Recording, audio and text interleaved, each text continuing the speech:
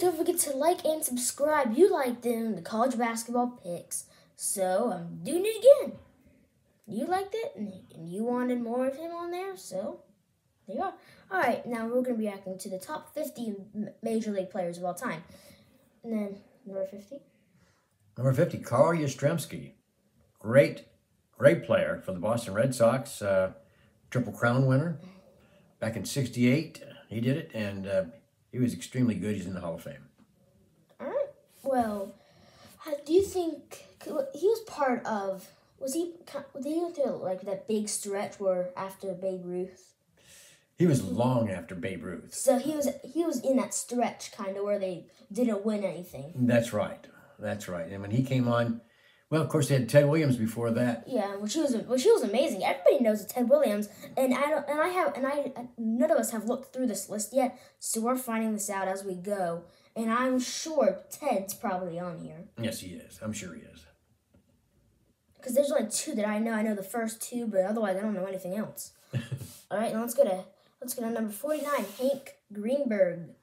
Hank Greenberg, great first baseman for the Detroit Tigers back before I was born, but he's in the Hall of Fame as well. He's really good. He was really good. Yeah, I mean, he is pretty good. I mean, you can see him doing almost anything. I mean, he's a great first baseman. Mm-hmm. I mean, he's an all-star player. He's in the Hall of Fame. He is great, and everyone that's on this list is great. So we're also talking about another Hall of Famer, George Brett. George Brett, yeah, just a great third baseman. George Brett played for the Royals, and he's in the Hall of Fame. Has an over 300 batting average, and he was an all-star so many times, and he's a brother named Ken Brett. Which, over 300 batting is kind of hard to do. It's tough. So for him to be able to do that, it's pretty big. And he played for the Royals, which is actually my favorite American League team. Ah, yes. Which now we're gonna see a Yankee player on this one. Which we've seen like 18 more of those. Reggie Jackson? Mm-hmm. Reggie Jackson actually played for the Oakland A's also. He played for the New York Yankees, and he's in the Hall of Fame. And he was one of those guys that just was Mr. Clutch. In the postseason, he hit a lot of home runs. I mean, he was amazing. And guess what? All I had to say was Reggie. You know who I'm talking about. He's an amazing player. And there's going to be a bunch of people on this list where all you got to do is say their first name. You know it. Because that's how good they are. I mean, Alex Rodriguez.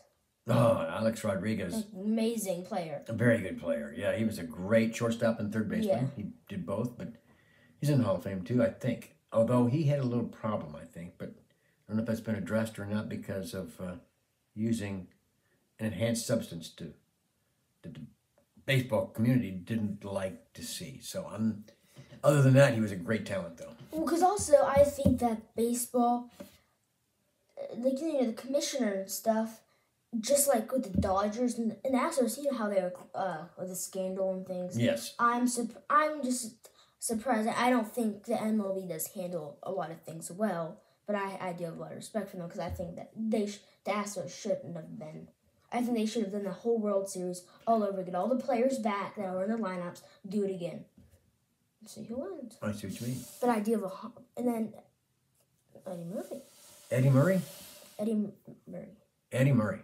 Eddie Murray was a great hitter. A left-handed hitter. And he's one of those guys that every year put up good numbers. He's in the Hall of Fame as well. Well, played for the Orioles. Here's the problem. The Orioles need him back. And actually, number 43, we do have an Orioles player.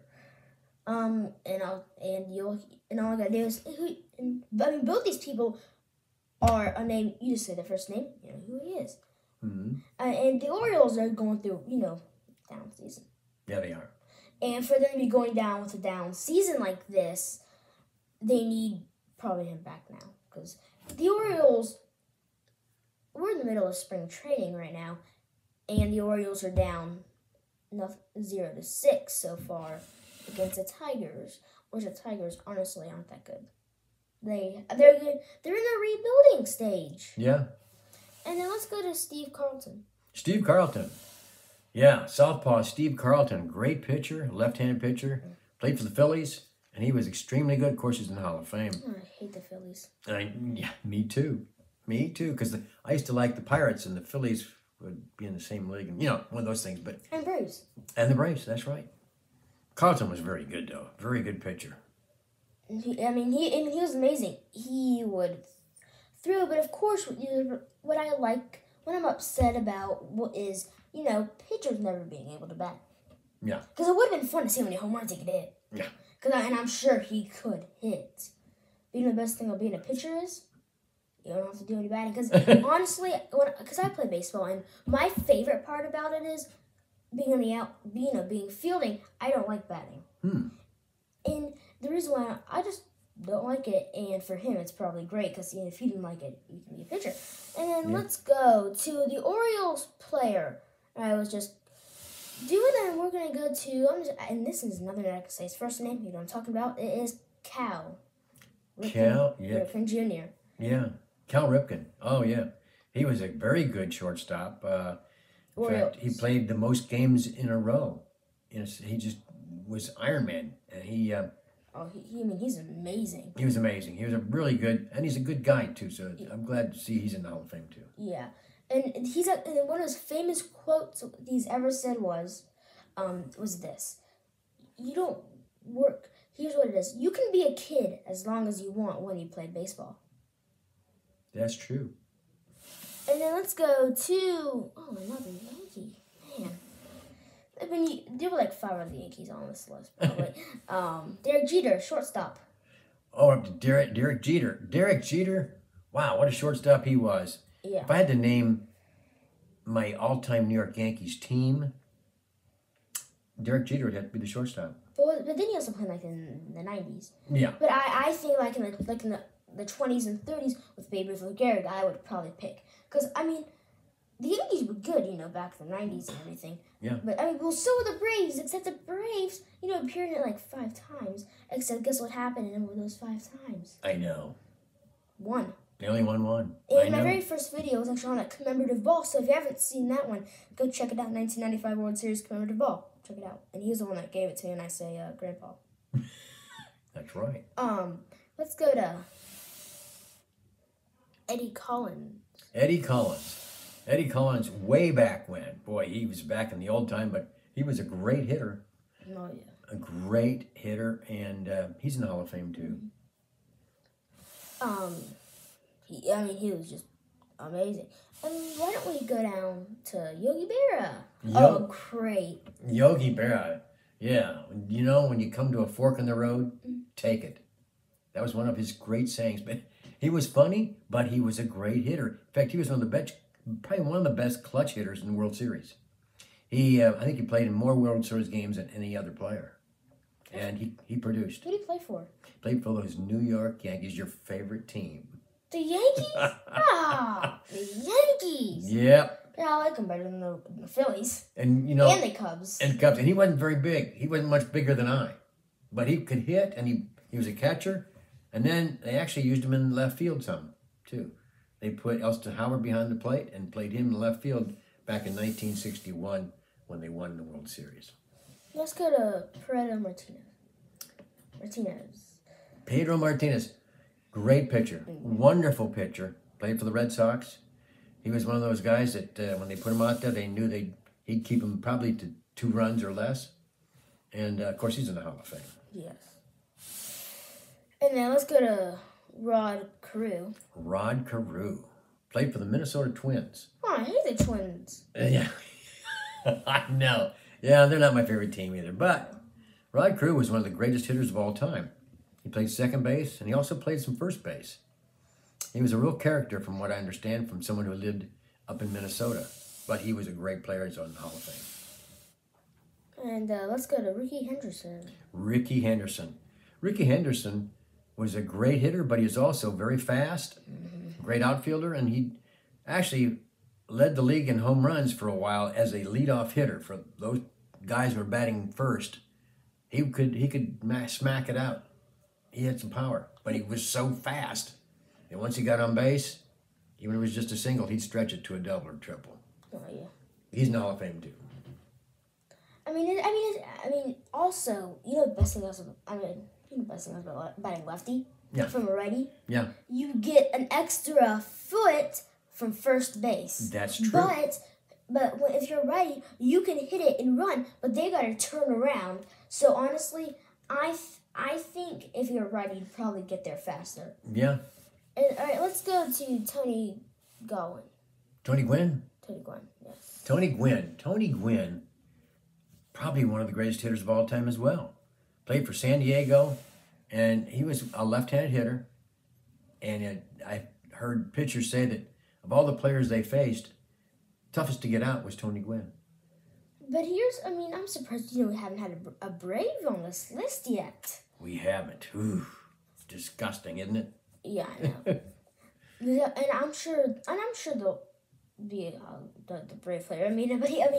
He was amazing. He was doing a lot of things. Oh yeah. All right, and then we're gonna go to Frank Robinson. Frank Robinson, he's the only player that I know of that won MVP in both leagues. He won the MVP in the American League with the Orioles. Mm-hmm. Then he won the MVP in the National League when he was traded to the Reds, the Cincinnati Reds. He was a great player, and of course he's in the Hall of Fame. All right, and then we go at number 33. Really? He's really 33, Jackie Robinson. I thought he maybe be a little more up there. 33 on the list. 33. Yeah. Jackie Robinson, 33 on the list, but number 44 on his back. That's his number, and he was actually broken in the league as the first black player, first African-American to play in the major leagues in 1947, and he had a great career. He was a very good athlete. He was a very good football player, too. He was amazing. He was amazing because he's doing what other people still have a hard time doing today. He was an amazing person, and how you probably have people on this list that they haven't written a book about, but I'm sure, and you will find someone that has written a book about him because that's how good he is. He was very fast too. And then Greg Maddux. Greg Maddux, here we go, Braves, finally.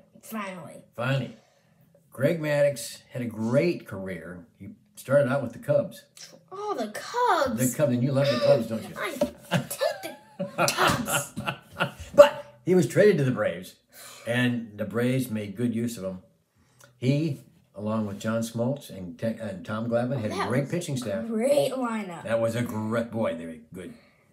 So Greg's one of those, Greg Maddux, where he would throw the ball where he wanted to, and he had a lot of movement on it, so he could throw the ball on the outside of the corner of the plate, and he just right at the end, kind of moving out 2 or 3 inches, and they couldn't hit him. He had a very low ERA. And I remember the 90s. Well, I wasn't born then, but I remember the 90s. Team of the 90s. Yes. Atlanta Braves. What was wrong with us? I don't know. Team of the 90s, but only won that year in 95. Mm-hmm. And number 31, really? Nolan Ryan. Nolan Ryan. He should be up there. Great pitcher. Great pitcher. He Astros, right? Yeah. Yes, he pitched 7 no-hitters. Nolan Ryan. He pitched 7 no-hitters. But you know what's also weird? He never won the Cy Young. But he was a great pitcher. He's a Hall of Famer. He could strike out guys left and right. He was that good. But if there is anyone right now who can break his record was 7 no-hitters, it's Clay Kershaw. Yeah, he could. He, in 2016, actually against his team, the Astros, pitched no-hitter against. Yeah. And then your Pittsburgh Pirates. Yes. Roberto Clemente. Roberto Clemente, one of my favorite players of all time. I went to Forbes Field, where the Pirates played, as a kid and watched Roberto Clemente. Not only was a great hitter, and not only was he fast, but he was a great fielder, and he had probably one of the best arms I've ever seen from an outfielder. Guy hit one over his head off the wall in one bounce. Clemente grabbed it with one hand as he was whirled and threw a strike to second base and got the guy who was a fast runner by 2 steps, and the crowd went crazy. He was that good. Clemente. But now the crowd can't go crazy. And unfortunately, Roberto Clemente died in a plane crash in Nicaragua. He's going to help folks down there, And just like you every year. He had just enough to hit his 3,000th hit the year before. If he wouldn't have got killed, I think he probably could have come close to hitting 3,600 hits, because he still have a couple more seasons at least. A great player. Well, amazing. Amazing. But I mean, I was a little surprised how Pittsburgh was able to hold on for him for a long time. And because honestly, if you think of a great player with that one, he comes to name, one of the last teams you're probably going to think of is the Pirates having him. I know. Although, when they had him, he won the World Series in 1960 and again in 1971, and he contributed to both of those wins in a very big way. Sandy Koufax. Great left-handed pitcher for the Dodgers. The Dodgers back then had really a great two-punch of Sandy Koufax and a guy by the name of Don Drysdale. But Koufax was a lefty, and he could really throw it well. And unfortunately, his arm gave him problems where he had to retire early, but he could have really had a great history, a great record for himself. But he was good enough to make the Hall of Fame anyway. He was just a great pitcher, one of the best. Well, I mean, he was amazing. You could see him throwing strikes, and eventually he'd always get a little balls in there, but usually it's mostly strikes for him. Oh yeah. And then let's go to Johnny Bench. Johnny Bench, catcher for the Cincinnati Reds. He was one of the best catchers in my lifetime, because he was not only a good receiver, could receive that ball well and take care of the pitchers, but he also had a pretty good arm and he could hit. He was a good hitter. He played in the 1975 and 76 World Series, helped them win the World Series those years. The Big Red Machine, it was called, and he was really good. He's in the Hall of Fame. And since he won in like the 70s, in the early 70s, it was hard for a National League. I mean, even though he probably wasn't even in a National League, but it was hard for a different team that's not the A's to win it in that year. So for him to be able to win it, because the A's won it 3 times in a row, they were on it. Because you're exactly right. They were amazing in the 70s. You could call them a team in the 70s if you wanted to. You're right. They won 72, 73, and 74. You're right. They were strong. And then Tom Seaver. Tom Seaver. Oh, man. Tom, terrific. They used to call him Tom Terrific because he was terrific. He was a great right-handed pitcher, and he was with the Mets, and he helped them come from nowhere to actually win a World Series in 1969. And nobody thought they could. But they did. Tom was really good. In the Hall of Fame, of course. Who did he play for again? The Mets. The New York Mets. Well, if there's a New York team to win it, you think the Yankees. Well, they had him and they had Kuzman, but he was the ace of the staff, Tom Seaver. Yeah. Lefty Grove. Lefty Grove. Lefty was before my time, but evidently he was a great pitcher back in the days of Babe Ruth. Oh, yeah. Lefty Grove. Yeah. Great pitcher. I'm not sure. I think he played for the Senators. They were back then, they were the Washington Senators. Well, no. Now the Senators are playing hockey in Canada. The Ottawa Senators. I know. How'd that happen? Now they're the Ottawa Senators. Yeah, it's crazy how they change names. And especially in this case, a whole entire different sport. And a whole different entire state. I know. I mean, country. Yeah. That was amazing. All right, and then Mel Ott. Oh, yeah, Mel Ott. Mel Ott, a left-hand hitter, was a great hitter. Oh, my golly. One of the best hitters back, and this is back in the 30s. He was a really good hitter. So it was just about time of Babe Ruth, that era. So before my time again, but he was a great hitter. He's in the Hall of Fame. Just a left-hand hitter that could really hit, good for average. And home runs too, but really average. Warren Spahn. Oh, Warren Spahn, I think he's the left-hand pitcher with the most career victories. Warren Spahn played along with Lou Burdette, and they won the 1957 World Series with the Braves. And then they were the Milwaukee Braves. Oh, yes. Before they came to Atlanta. I completely remember when they were the Milwaukee Braves. Did? They actually won something. They did? But now the Braves can't win anything. You're right. I don't know why it is. They moved to Atlanta and they can't win. No, they only won one out of around 60 years. Yeah, why is that? Or like 58. You're right. Well, it's obvious what the reason is. What is? The reason is right now I'm concerned with their pitching.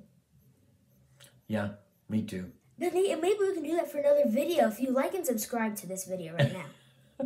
All right, and let's go to Randy Johnson at number 22. Randy Johnson, big lefty. Oh man, He was amazing. He was amazing. He was tall, an imposing figure on the mound, left-hand pitcher, because he was huge and he could throw that fastball. I don't know how the guys could hit it, but he was a wonderful pitcher. In the Hall of Fame, of course. I'm sure everyone on this list, if not is, will be Hall of Fame. Yeah. And then Mike Schmidt. Mike Schmidt, great third baseman. Oh my golly. He was one of the best third basemen of all time, I think. He was a great hitter. Played for the 1980 Philadelphia Phillies when they won it. And you love the Phillies, don't you? No, stop. All right, I won't say anymore. The Phillies are a bad word, just like the Cubs. I know. Mike Schmidt, though, was a great player. He was a wonderful third baseman and Hall of Famer. So what do you think about Tris Speaker? Tris Speaker. Tris Speaker was a great hitter back in the days of Babe Ruth, Lou Gehrig, Joe Cronin. It was hard to compete in that era with Babe Ruth. Yeah, he got all the attention. That's the problem. The Yankees player got all the attention. I know. Here's also the thing. For someone to be really good that's not on the Yankees, you're kind of going, wow. Yeah. Yeah. Ken Griffey Jr. Ken Griffey Jr. Wow. He was really good. And in fact, he is 19, which is so he's in the top 20 right now, ever. Yeah. Oh, Ken Griffey Jr. was really good. He had a dad, Ken Griffey, who happened to play for the Reds. And he was really good. But then when Ken Griffey Jr. came along, he was even better than his dad. And he was a left-handed hitter, just like his dad, but very, very good. Extremely good hitter. All right, and then Albert Pujols. Albert Pujols. Sorry. Albert Pujols, great hitter. Just a wonderful hitter. A really good guy as well, but just a wonderful hitter. Played third base, and he was probably one of the best players ever come along in a St. Louis Cardinal uniform. Oh, yeah. But Paul Goldschmidt this year could break it. And Nolan Arenado, which the Rockies were stupid to give him up. That's what I think. Why did they do that? I know. I knew it was probably a bunch of things. And you know that trade, it was in the NFL with the Cardinals and the Texans where he was hurt and traded for, I forgot who, and it was a big trade. There were a bunch of things going on. And then it didn't go good. It went all downhill. And then we'll go to Roger Clemens. Roger Clemens, of course, great pitcher for the Boston Red Sox, and then also with your favorite team, the Yankees. How many favorites do you think I have? Okay, the Phillies, Yankees. Yeah, Cubs. Don't say it. Okay, I won't say it. I won't say it. Okay, good. Okay, but he was a very good pitcher. He also had some problems with some substance use, and so anyway, he was a very good pitcher though. And I've got his autograph, by the way. You got Mickey Mantle?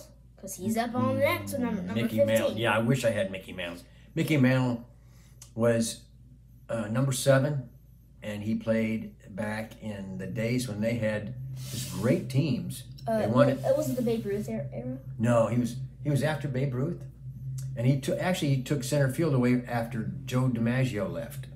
Joe DiMaggio retired, and then Mickey Mantle came up, and they said, this guy's going to be pretty good, this kid from Oklahoma, number 7. And he proceeded to hit a lot of home runs, and he ended up retiring a little earlier than he should have because he had some leg problems, but he was a great talent. And he, of course, is in the Hall of Fame. He played along with Roger Maris. They won it in 1961. And you were saying something about Joe DiMaggio, correct? Yes, he took over. We are coming up to him right after Christy Matheson. Oh, yeah, Christy Matheson. Great pitcher. Great pitcher. Christy Matheson way back in the early days, around Babe Ruth, before Babe Ruth. So he was one of the early pitchers, Christy Matheson. But he was a great pitcher. And I forget who he played for, though. I couldn't tell you. Neither could I. Now we're gonna go to Joe DiMaggio. Joe DiMaggio. Yep. Joe DiMaggio in 1941 he had a 56-game hitting streak, the longest in the Major League Baseball history. And he hit that the same year that Ted Williams hit 406. But Joe DiMaggio, since he won the MVP since he hit in 56 straight games, even though Ted Williams hit 406 that year. And this guy has an award named after him, C.Y. Young. Yes, he does. Cy Young. Cy Young, sorry. Cy Young. It's even, it seems like C.Y. Young, but it's Cy Young. Cy Young, great early pitcher from way back when too, before I think Lou Gehrig and Ruth got in. I think Cy Young was in the league and won many games. That's the award named after him. Who's Wagner? Hannes Wagner was a third baseman for one of my favorite teams in the National League, the Pittsburgh Pirates. Hannes Wagner. Better than the Phillies. Yeah, actually, he was a shortstop, not third baseman.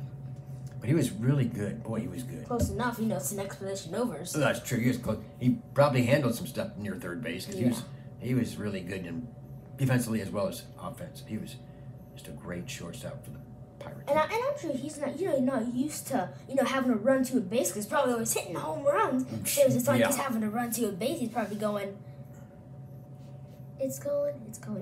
I don't have to run again for the 432nd time. And then Roger Hornsby, another great hitter. Wow, was he a great hitter. Played for St. Louis, and he was one of the best hitters back then. He was feared by the pitchers. Because he was tough to get out. Now in the Hall of Fame, Roger Hornsby played second base. Stan Musial. Stan the Man Musial. Stan Musial, we have a baseball signed by him, and we can't find it. My brother had it, and he can't find it. But anyway, we got his baseball signed when we went to see the Pirates play the Cardinals. Stan Musial was a Hall of Fame hitter.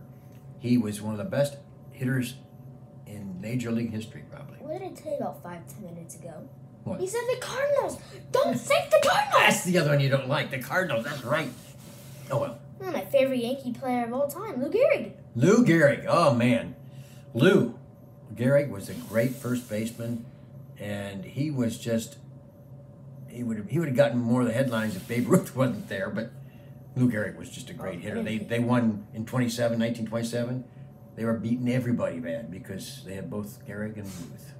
Yeah, and I told you Ted Williams would be on this list at number 7. Ted Williams, my Uncle Ted. He's not really my uncle, but I always tell everybody he is because he was a great hitter.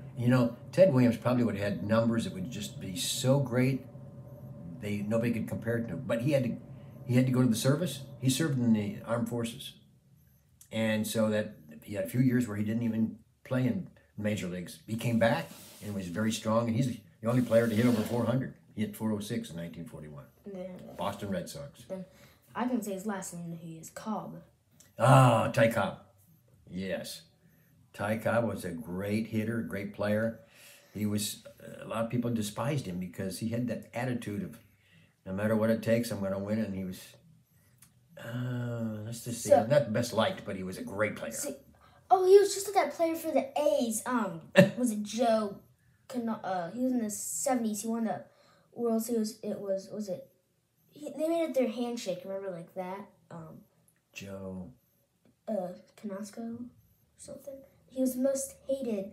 Really? He was the most hated player, but he was probably the best in the 70s or 80s. Not Rudy. Not Joe Rudy. Like Canasco or something for the 80s. Oh, shoot. I don't know who you're talking about. I'm trying to think who it might have been in the 80s. Joe, I'll think of it. Probably one. Well, and he's the reason why all the Sutton stuff.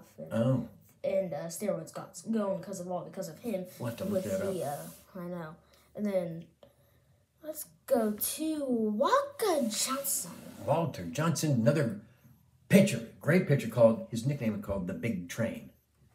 He was a big guy and he could fire it, and he was one of the greatest pitchers back in the era of Babe Ruth. Walter Johnson, just great. And I'm not sure who he played for, to be honest with you, but he's in the Hall of Fame. All right, and let's go to our number 4. Babe Ruth, the Babe. I mean, his real name is George Herman Ruth, but they will call him the Babe Ruth, because he was, before his time, he was just so good. He was hitting home runs, and he was loving baseball. He had gone up. He actually was a foster kid. Yeah, that's correct. Is that right? Mm-hmm. And he came out of that, and everybody said, "How's this guy going to be?" Well, he did pretty good.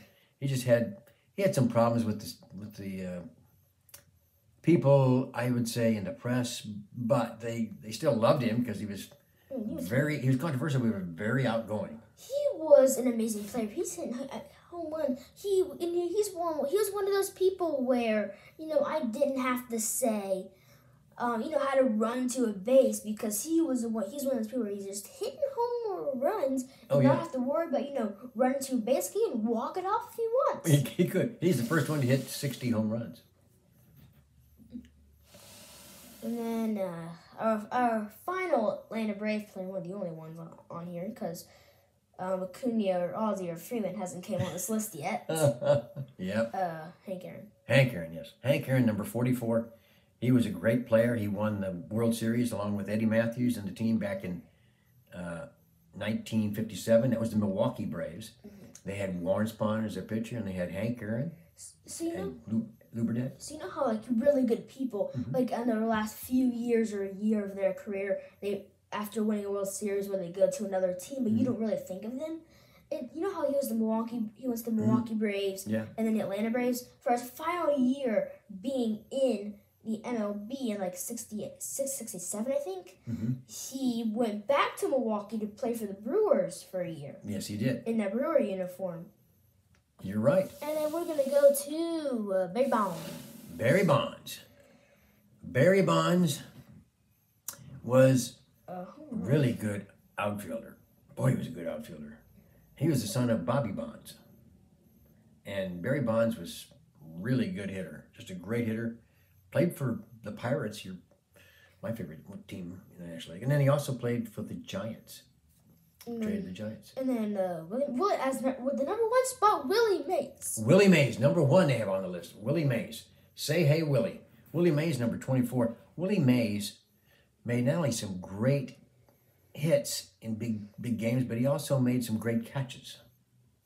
He played for the Giants, the New York Giants, and he made some great catches in the World Series. In 1954, he caught one over his shoulder. It was going to be a triple probably. Vic Wertz hit it, and he went running over his shoulder. It looked like he didn't even see the ball, but somehow he reached up, and it went right in his glove. He turned around and fired the ball in to keep the guy from scoring who was on base. I actually remember that, because I remember, he's just running in outfield, and then he's like, here comes the eggs.